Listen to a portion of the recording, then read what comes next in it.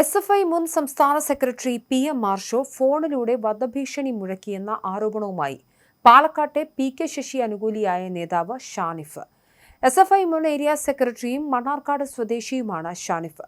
PK Sasi ഒറ്റപ്പാലത്തും ഷൊർണൂറും മത്സരിക്കാൻ സമ്മതിക്കില്ലെന്നും തന്നെ തീർത്ത് കളയുമെന്ന് ഭീഷണിപ്പെടുത്തിയെന്നും ഷാനിഫ് പറഞ്ഞു. വാട്സപ്പ് കോളിൽ വിളിച്ച് PM മാർഷോ അസഭ്യം പറഞ്ഞു. CPM വിമത കൺവെൻഷനിൽ ആർഷോയ്ക്കെതിരെ PK ശശി ആരോപണമുയർത്തിയിരുന്നു.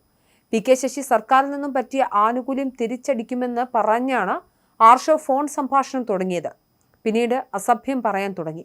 ബന്ധം മുറിയരുതെന്ന് കരുതി ഏറെ നേരം ക്ഷമിച്ചു. അസഭ്യ വർഷം തുടങ്ങുന്നപ്പോൾ അതേ രീതിയിൽ തിരിച്ചു പറഞ്ഞു. എറണാകുളത്ത് അന്വേഷിച്ചാൽ ആർഷോ ആരെന്നറിയാമെന്നും പലരെയും കുത്തിയിട്ടുണ്ടെന്നും പറഞ്ഞു. തുടർന്നായിരുന്നു വധഭീഷണി എന്ന് ഷാനിഫ് പറഞ്ഞു. അതേസമയം CPM പുറത്താക്കിയ PK ശശി ഉന്നയിച്ച ആരോപണങ്ങൾക്ക് മറുപടി പറയാൻ CPM ഇന്നു മുതൽ രംഗത്തിറങ്ങും. മണ്ണാർക്കാട് ഇന്ന് വൈകുന്നേരം 3 മണിക്കാണ് രാഷ്ട്രീയ വിശദീകരണ യോഗം നടക്കുക. യോഗത്തിൽ CPM പോളിറ്റ് ബ്യൂറോ അംഗം A. വിജയരാഘവനും ജില്ലാ സെക്രട്ടറി EN സുരേഷ് ബാബുവും പങ്കെടുക്കും.